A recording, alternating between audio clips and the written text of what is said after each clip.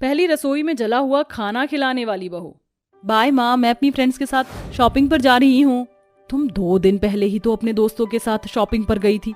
जब से तुम्हारा कॉलेज खत्म हुआ है तब से सिर्फ तुम अपने दोस्तों के साथ शॉपिंग, घूमना फिरना यही सब करती हो। घर में तो तुम्हारे पैर ही नहीं टिकते। थोड़ा बहुत घर गृहस्थी के काम करना सीखना भी जरूरी है। माँ, मैं ये सब काम सीख कर क्या करूंगी? मुझे कौन सा शादी के बाद ये सब करना है? मैं जिस भी घर में जाऊंगी उस घर में मेड होगी और वो ही सारा काम करेगी। बेटा, ऐसा नहीं होता है। शादी के बाद बहू को ही सारी जिम्मेदारियां संभालनी पड़ती हैं। लेकिन तुम तो खुद को संभाल नहीं पाती हो, जिम्मेदारियां कैसे संभालोगी? तुम्हें तो मैगी तक बनानी नहीं आती। तुम आज कहीं नहीं जाओगी। तुम मेरे साथ किचन में चलो। आज से तुम रोज मेरे साथ किचन में खाना कैसे बनता है देखोगी। कम से कम तुम्हें खाना बनाना तो आना चाहिए, वरना शादी के बाद तुम्हारी सास क्या कहेगी कि तेरी माँ ने तुझे खाना बनाना भी नहीं सिखाया। ओफो माँ, मेरी शादी कौन सी अभी हो रही है? मैं सीख लूंगी खाना बनाना, आप मेरी फिक्र मत करिए। अब मैं जा रही हूँ, मेरी फ्रेंड्स मेरा बाहर वेट कर रही हैं। कीर्ति शहर की रहने वाली एक मॉडर्न लड़की होती है, जिसके चलते कीर्ति को घर के कामकाज के बारे में बिल्कुल भी नहीं पता होता। कीर्ति की माँ वैशाली उसे हमेशा घर के कामों के बारे में बताती, लेकिन कभी भी कीर्ति को इन कामों के बारे में जानने में जरा भी इंटरेस्ट नहीं होता, जिससे कीर्ति की माँ और कीर्ति के पिता वैभव हमेशा कीर्ति के लिए परेशान रहते हैं। मुझे तो कीर्ति की कभी कभी फिक्र होती है। न जाने शादी के बाद इसका क्या होगा। इतने अच्छे अच्छे रिश्ते आते हैं, लेकिन कीर्ति की हरकतों की वजह से मैं रिश्तों के लिए मना कर देता हूँ। लेकिन हमें कभी ना कभी तो कीर्ति की शादी करनी पड़ेगी ना। आप एक काम करिए, रिश्ते के लिए हाँ कर दीजिए। रिश्ता पक्का होता देख कीर्ति शायद घर के काम सीखना शुरू कर दे। काश ऐसा ही हो। वैभव वैशाली मिलकर कीर्ति का रिश्ता कार्तिक नाम के लड़के से फिक्स कर देते हैं। कीर्ति की शादी को सिर्फ 2 महीने रह जाते। इन 2 महीनों में वैशाली कई बार कोशिश करती है कि कीर्ति घर के काम और खाना बनाना सीखे, लेकिन कीर्ति कुछ भी नहीं सीखती। समय गुजरता है और कीर्ति की शादी हो जाती है। कीर्ति की शादी एक बड़े और अच्छे परिवार में होती है। कीर्ति के ससुराल वाले तो वैसे काफी अच्छे होते हैं, लेकिन वो लोग थोड़े गुस्से वाले भी होते हैं। आज तुम्हारी पहली रसोई है। तुम्हारी माँ ने कहा था कि तुम खाना काफी अच्छा बना लेती हो, तो तुम अपनी पहली रसोई में मलाई कोफ्ता, पालक पनीर, वेज बिरयानी, रायता, पूरी और मिक्स वेज ये सब बना लेना, और मीठे में तुम गुलाब जामुन बना लेना, ठीक है? हे भगवान, इतना सारा खाना! मैंने तो आज तक किचन में पानी तक गर्म नहीं किया है। मैं ये सब खाना कैसे बनाऊंगी? अगर मैंने इन्हें कह दिया कि मुझे खाना बनाना नहीं आता तो ये तो मुझे कच्चा चबा जाएंगे। काश मैं माँ की बात मान लेती तो आज ये दिन नहीं देखना पड़ता। क्या हुआ? क्या सोच रही हो? कहीं ऐसा तो नहीं कि तुम्हें खाना बनाना नहीं आता हो? नहीं माँ जी, ऐसा नहीं है। मुझे खाना बनाना आता है। आप बैठिए, मैं जल्दी से आप सबके लिए खाना बना कर लाती हूँ। इतना कहकर कीर्ति जल्दी से किचन में जाती है और अपने फोन में यूट्यूब से खाने की रेसिपी देखकर खाना बनाने की तैयारी करती है। लेकिन बेचारी कीर्ति रेसिपी देखने के बाद भी ढंग से खाना नहीं बना पाती, जिसके चलते कभी कीर्ति का तड़का जल जाता, तो कभी उसकी पूरियां, तो कभी पूरी की पूरी सब्जी ही जल जाती। हे भगवान, ये सारी की सारी पूरियां जल गई और सब्जी भी। ये जला हुआ खाना क्या मैं अपने ससुराल वालों को खिलाऊंगी? ये लोग तो मेरी बहुत बेइज्जती करेंगे और मुझे बहुत डांट भी पड़ेगी। अब मैं क्या करूं? बहू, खाना बनाया नहीं? हम कब से बाहर तेरे खाने का इंतजार कर रहे हैं। कब तक बनेगा खाना? आई माँ जी, बस थोड़ी देर, बन ही गया खाना। मैं क्या करूं? मुझे तो कुछ समझ नहीं आ रहा। कीर्ति इतना सोच ही रही होती है कि तभी वो अपने फोन में जोमेटो का ऐड देखती है, जिसे देखकर कीर्ति के मन में एक आइडिया आता है और वो जल्दी से सारा खाना ऑर्डर कर देती है और घर के पीछे के दरवाजे से सारा खाना लेकर अच्छे से बर्तनों में सर्व करती है और थोड़ी देर में खाना बाहर लेकर आ जाती है। सभी लोग जैसे ही कीर्ति के हाथ का खाना खाते हैं, बहू, क्या खाना बनाया है तुमने? ऐसा लग रहा है किसी 5 स्टार होटल की बहुत बड़ी शेफ ने खाना बनाया है। सच में तुमने तो बहुत अच्छा खाना बनाया है। भाभी, मैंने आज तक इतनी सारी जगहों से गुलाब जामुन खाए, लेकिन ऐसे गुलाब जामुन मैंने कभी नहीं खाए। कीर्ति को अपनी इतनी तारीफ होता देख खुशी तो मिलती है, लेकिन इस तारीफ के पीछे की सच्चाई तो सिर्फ कीर्ति ही जानती थी। कीर्ति के हाथ का खाना सबको इतना पसंद आता है कि सब लोग कीर्ति को ही खाना बनाने की जिम्मेदारी दे देते हैं, जिसके चलते अब कीर्ति की मुश्किलें और बढ़ जाती हैं। हे भगवान, ये मैंने क्या कर दिया? लोग अपने पैर पर कुल्हाड़ी मारते हैं, मैंने तो कुल्हाड़ी पर ही अपना पैर मार दिया। अगर मैं सबको सच सच बता देती कि मुझे खाना बनाना नहीं आता तो ये सब लोग मुझे सिर्फ डांटते, लेकिन जो मैंने किया है उसके चलते अब तो मुझे रोज खाना मंगाना पड़ेगा। इतना कहकर कीर्ति रोटियां बनाने लगती है। कीर्ति की रोटियों को देखकर ऐसा लग रहा था कीर्ति रोटी नहीं बल्कि किसी देश का नक्शा बना रही है। अगर कहीं रोटियों से नक्शा बनाने का कंपटीशन हुआ तो मुझे तो उस कंपटीशन का फर्स्ट प्राइज मिलेगा। ये रोटी कम किसी देश का नक्शा ज्यादा दिख रही है। पता नहीं लोगों को गोल रोटी क्यों खानी होती है। अरे पेट में जाने के बाद तो वैसे भी उसकी शेप नहीं रहती, तो टेढ़ी मेढ़ी रोटी भी तो खा सकते हैं, है ना। ऊपर से ऐसा लगता है कि रोटी नहीं जला हुआ पापड़ है। अब मुझे फिर से दोबारा जोमेटो से खाना मंगवाना पड़ेगा। कीर्ति दोबारा से जोमेटो से खाना मंगवाती है। अब कीर्ति हमेशा सबसे बचने के लिए बाहर से ही खाना ऑर्डर करती और अपने ससुराल वालों को खिलाती। ऐसे ही समय गुजरता रहता है। ऐसे ही एक दिन कीर्ति रोज की तरह किचन में जला हुआ खाना बना रही होती है कि तभी कलावती आ जाती है और देखती है कि कीर्ति जो भी बना रही है वो सब जला हुआ है। अरे ये क्या, बहू को तो इतना अच्छा खाना बनाना आता है, तो उसका सारा खाना जल क्यों गया। मुझे तो नहीं लगता कि मैं कभी भी खाना बनाना सीख पाऊंगी। आज भी मुझे सबके लिए खाना बाहर से ही ऑर्डर करना पड़ेगा। कीर्ति की बात सुनकर कलावती हैरान रह जाती है और वो ये समझ जाती है कि कीर्ति इतने दिनों से जो अच्छा अच्छा खाना सबको खिला रही थी वो उसने खुद नहीं बनाया, बल्कि वो बाहर से ऑर्डर करके सबको खिलाती थी। माँ ने सही कहा था कि खाना बनाना सीख ले। अगर मैं खाना बनाना सीख लेती तो मुझे अपने ससुराल वालों को ऐसे धोखा नहीं देना पड़ता।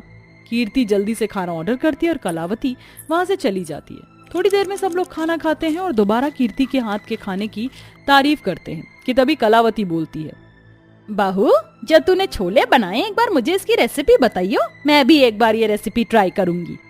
माँ जी वो, बोल बहू कैसे बनाए हैं।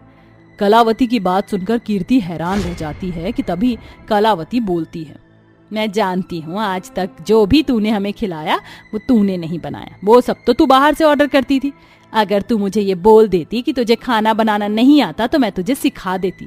तुझे हमसे झूठ बोलने की क्या जरूरत थी। माना हम थोड़े गुस्से वाले हैं, लेकिन इसका मतलब ये नहीं कि हम अपनी छोटी से छोटी बातों पर गुस्सा करें। तू फिक्र मत कर, मैं तुझे खाना बनाना सिखाऊंगी, फिर देखना तू कैसे कुछ दिनों में इससे भी अच्छा खाना बनाना सीख लेगी। मुझे लगा आप सब मुझे डांटोगे, इसलिए मैंने आपको नहीं बताया। अगर मुझे पता होता कि आप इतनी अच्छी हैं तो मैं आपसे कभी झूठ नहीं कहती। आप सब लोग मुझे माफ कर दीजिएगा। जिसके बाद कलावती कीर्ति को रोज खाना बनाना सिखाने लगती और कुछ ही हफ्तों में कीर्ति खाना बनाना सीख जाती है और अब कीर्ति के हाथ का बना हुआ खाना हर किसी। सरोज और मोहिनी बचपन की पक्की सहेली थी। सरोज एक गरीब परिवार से थी जबकि मोहिनी एक अमीर परिवार से थी। दोनों ने कॉलेज के समय में अपने बच्चों की शादी करने की सोची थी। उसी के लिए दोनों आज अपने बेटे और बेटी का रोका कर रहे थे। मेरी दीपा बहू कितनी अच्छी है, सच कहूँ तो सरोज बिल्कुल तेरी ही छवि लगती है ये मुझे। हाँ, और तेरा बेटा भी तुझ पर गया है। जब छोटा था कैसे दीपा के बाल खींचता था, देखती थी दोनों कैसे लड़ाई करते थे। हाँ हाँ मुझे याद है, विराट खिलौने के लिए लड़ता था और जब दीपा बेटी वो ले लेती थी तो दोनों की फिर से लड़ाई होती थी और एक दूसरे की खाने की चीज छीन लेते थे। हाँ हाँ मुझे याद है, और हमने जो वादा किया था आज वो वादा पूरा किया। हाँ मैंने तो पहले ही कहा था हमारी दोस्ती हम रिश्तेदारी में जरूर बदलेंगे। अरे दीपा विराट, तुम दोनों हाथ में शगुन लेकर कब तक बैठे रहोगे, जाओ जाकर बात कर लो। हम तो माँ एक दूसरे को जानते ही हैं, फिर भी कर लेते हैं बात। दीपा चलो। दोनों बच्चे आपस में बात करने चले जाते हैं। वहीं मोहिनी सरोज भी आपस में रस्मों रिवाज की बात कर रहे थे कि उनकी सहेली राजेश्वरी आ जाती है। अरे मोहिनी, ये तो तेरी कॉलेज वाली सहेली है ना, और क्या नाम था, सरोज। और यहाँ पर इतने सारे गिफ्ट क्यों रखे हुए हैं? सही टाइम पर आई है तू। दरअसल मैंने अपने बेटे विराट की शादी सरोज की बेटी दीपा से तय की है, उसके ही शगुन का सामान है ये। अच्छा, पर तेरी ये सहेली तो बहुत गरीब है, मिडिल क्लास फैमिली से, और तू इतनी अमीर होकर अपने बेटे की शादी ऐसी जगह पर कर रही है, तेरे स्टैंडर्ड का क्या होगा? और वो छोड़, मुझे इसकी बेटी ठीक नहीं लगती। जब वह दीपा पैदा हुई थी तो उसकी दादी चल बसी थी, मनहूस टाइप की लड़की है वो, उससे शादी मत कर अपने बेटे की। राजेश्वरी, तुम मेरी बेटी के बारे में ऐसा कुछ भी नहीं कह सकती हो। अरे सरोज, तू गुस्सा मत कर।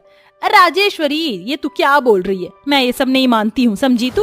और अपने बेटे की शादी दीपा से जरूर करूंगी। ठीक है बहन, जैसी तेरी इच्छा, मेरा तो बताना फर्ज था, बाकी कॉन्ग्रेचुलेशंस। राजेश्वरी मुंह फुलाकर चली जाती है। सरोज, तू राजेश्वरी की बात का बुरा मत मानना, हम दोनों की दोस्ती इतनी कच्ची नहीं है। हाँ मैं जानती हूँ, पर गरीब हूँ, उसने झूठ ही क्या बोला। मुझे फर्क नहीं पड़ता और तुझे भी नहीं पड़ना चाहिए। चल शादी की तैयारियों में लग जा। हाँ, कुछ दिनों बाद सरोज अपनी बेटी की शादी की तैयारियों में लग जाती है, जहाँ उसकी हल्दी की रस्म होती है और फिर मेहंदी की रस्म में नाच गाने होते हैं। ओ तेरे हत्था विच मेहंदी दा रंग खिला है, तुझे सपनों दा चंगा महबूब मिला है। मेरी बन्नो प्यारी प्यारी, सारी दुनिया से है न्यारी, इस डोली में तू ले जा ढोलिए, आजा तू भी नाच। हाँ माँ।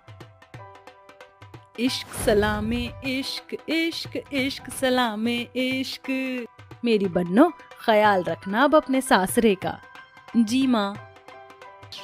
अगले दिन दीपा की धूमधाम से विराट से शादी संपन्न नहीं होती है कि मोहिनी को एक फोन आता है। क्या? ये आप क्या कह रहे हैं? ऐसा नहीं हो सकता, पूरी फैक्ट्री जल गई, इतना ज्यादा नुकसान, सारा माल जल गया। कोई नहीं, आप फायर ब्रिगेड को बुलाइए। क्या हुआ माँ, आप इतना परेशान क्यों लग रही हैं? और फायर ब्रिगेड? वो हमारी फैक्ट्री में बहुत भयंकर आग लग गई है। Oh no! कहीं ये सब मेरी वजह से तो नहीं हुआ? नहीं नहीं, ऐसे नहीं होना चाहिए। माँ चलिए वहाँ चलते हैं। नहीं नहीं, तुम्हारी शादी हुई है ना, वहाँ वर्कर और मैनेजर है, तुम बहू को लेकर घर जाओ। मोहिनी, ज्यादा नुकसान हो गया है क्या? अरे तू फिक्र मत कर, बस अपनी बेटी की विदाई कर, सब ठीक है। माँ, दिन होने वाला है, मैं घर जाकर भाभी के स्वागत की तैयारी करती हूँ, आप सब आ जाना। ठीक है काव्या बेटा। फिर सरोज अपनी बेटी की विदाई कर देती है और मोहिनी अपने बहू बेटे को ससुराल लेकर पहुंचती है। काव्या बेटा, कहाँ है तू? आरती की थाली ले आ, तेरे भैया भाभी आ गए हैं। आई माँ, मैं ऊपर हूँ, 2 मिनट बस। इतना कहकर काव्या सीढ़ियों से नीचे आती ही है कि तभी काव्या बहुत जोर से फिसलती हुई सीढ़ियों से गिर जाती है। आह माँ, बचाओ माँ। हे भगवान, ये क्या हो गया? काव्या को कोई बचाओ। देखना विराट बेटा, तेरी बहन के सर से कितना खून बह रहा है, जल्दी से अस्पताल ले चलो। हाँ माँ चलो। बहू और बेटे का गृह प्रवेश भी नहीं हुआ था कि काव्या के सर से ज्यादा खून निकल जाता है। घर के लोग फौरन उसे अस्पताल ले जाते हैं, जहां डॉक्टर उसका इलाज करते हैं। 6 घंटे बाद सब काव्या को लेकर घर आते हैं, जहां मोहिनी अपनी नई बहू का गृह प्रवेश करती है। तभी पड़ोसन शीला कहती है, अरे काव्या बिटिया, अब कैसी है तू? राहत है या नहीं? आंटी जी, अभी तो मुझे बहुत दर्द हो रहा है। देख मोहिनी, तू अच्छा माने या बुरा, पर तेरी बहू के पैर मुझे अच्छे दिखाई नहीं दे रहे, जैसे कोई श्रापित साया हो इस पर या अपशगुन हो। देख, फेरे पड़ रहे थे कि तेरी फैक्ट्री में आग लग गई, और बहू का तूने गृह प्रवेश भी नहीं किया था कि तेरी बेटी के साथ ही हादसा हो गया। तुम लोग की बात पर विश्वास करने का मन नहीं कर रहा, लेकिन जो हो रहा है उस बात से मेरा दिल घबरा गया है। मैं कल ही गुरुजी को यहाँ बुलाऊंगी। दीदी, आप ठीक तो है ना? और माँ जी, आपको सच में लगता है कि मेरे आने से ये सब हुआ है? देख बहू, वो सब मैं नहीं जानती, पर जो हुआ है उसे मैं नजरअंदाज नहीं कर सकती हूँ। मैं नहीं चाहती कि अब इस घर में कुछ और बुरा हो। ये सुनकर दीपा डबडबाई आंखें लिए चली जाती है। अगले दिन मोहिनी के गुरुजी आते हैं और दीपा का हाथ देखकर कहते हैं, असंभव, ये नहीं हो सकता। पर ऐसा है मोहिनी, तुम्हारी बहू सच में अशुभ पैर लेकर आई है, मानो कोई श्रापित सी हो।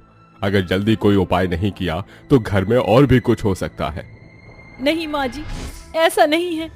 देखो, तुम मानो या ना मानो, पर तुम्हारे यहाँ होने से ससुराल वालों पर विपत्ति आ सकती है। नहीं नहीं गुरुजी, मैं अपने घर में ऐसा अब कुछ भी नहीं चाहती हूँ। कोई उपाय, पूजा पाठ बताइए। एक उपाय है, आप मुझे 50,000 दक्षिणा के रूप में दे दीजिए। मैं मंदिर में एक हवन करवाऊंगा और प्रसाद गरीबों में बंटवा दूंगा। फिर एक पूजा और होगी जिसे महायज्ञ कहते हैं, उसके लिए 1 लाख की दक्षिणा लगेगी। गुरुजी, आप दक्षिणा की चिंता मत कीजिए, बस सब ठीक कर दीजिए। ये रिश्ता टूट भी नहीं सकता है। ये लीजिए पैसे। और तू मनहूस कहीं की, चली जा मेरी आंखों के सामने से अभी। मोहिनी की फटकार से दीपा रोते हुए चली जाती है और गुरु भी चला जाता है और वो मोहिनी को बताया हुआ कोई भी पूजा पाठ नहीं करता है। एक दिन दीपा बाजार से लौट रही थी तो इस गुरु जी पर उसकी नजर जाती है और वो छुप कर देखने लगती है। अरे, ये तो वही गुरु जी हैं। देखा, क्या बेवकूफ बनाया मैंने उस अमीर मोहिनी को। उसे अपनी बहू को लेकर कोई वहम था और मैंने उस वहम को सच कर दिया। दरअसल उस दीपा में कोई भी अपशगुन वाली बात नहीं है। ये तो मेरा पैसा बनाने का एक तरीका था और कल जाऊंगा ना तो 2 लाख रुपए मांगूंगा। अरे वाह मालिक, आप तो मालामाल ही हो जाओगे। अच्छा हुआ वक्त रहते मैंने उसकी रिकॉर्डिंग कर ली। अब माँ जी के सामने इसकी पोल पट्टी खोलने का समय आ गया है। ये कहकर दीपा अपनी सास के पास जाती है और उसे वीडियो दिखा देती है, जिसके बाद मोहिनी की नजर में सब कुछ साफ हो जाता है। मुझे माफ कर दे बहू, मुझसे बहुत बड़ी गलती हो गई जो मैंने गुरुजी की बात सुनी। चल सबक सिखाने चलूं उसे। ये कहकर मोहिनी उसी गुरुजी के पास पहुंच जाती है। गुरुजी, मुझे तो लगता है इस करमजली बहू का काला साया अभी तक हटा ही नहीं है। लगता है मुझे और बड़ी पूजा करनी पड़ेगी। इसके लिए बहुत ज्यादा सामान चाहिए। 2 लाख रुपए लगेंगे। समस्या भी तो इतनी बड़ी है। क्या कहा आपने? आपको 2 लाख रुपए और चाहिए? मैं आपको अभी देती हूँ, 1 मिनट रुकिए। बहू, जरा तू ही दे दे। दोनों सास बहू अपनी चप्पल निकालकर उस गुरुजी को पीटने लगती हैं और तब तक मारती हैं जब तक चप्पल टूट नहीं जाती है। अरे अरे अरे, ये तुम दोनों क्या कर रही हो? तुम दोनों में कोई चुड़ैल घुस गई है क्या? हाँ, चुड़ैल घुस गई है तेरे जैसे भूत को सबक सिखाने के लिए। यही करना पड़ेगा। तेरी हिम्मत कैसे हुई मेरी बहू को अपशुगनी बताने की? तेरी वजह से मैंने उस बेचारी को क्या कुछ नहीं कहा। माँ जी, ऐसे ढोंगी बाबा को एक ही जगह होना चाहिए। मैं अभी पुलिस को फोन करती हूँ। फिर पुलिस के आने पर मोहिनी उस ढोंगी बाबा को बहुत मारती है और पुलिस उसे पकड़ के ले जाती है। और अब तक ढोंगी बाबा ने जितने भी लोगों के पैसे लिए थे वो सबको वापस हो जाते हैं। इस तरह मोहिनी अपनी बहू के साथ खुशी खुशी रहने लगती है।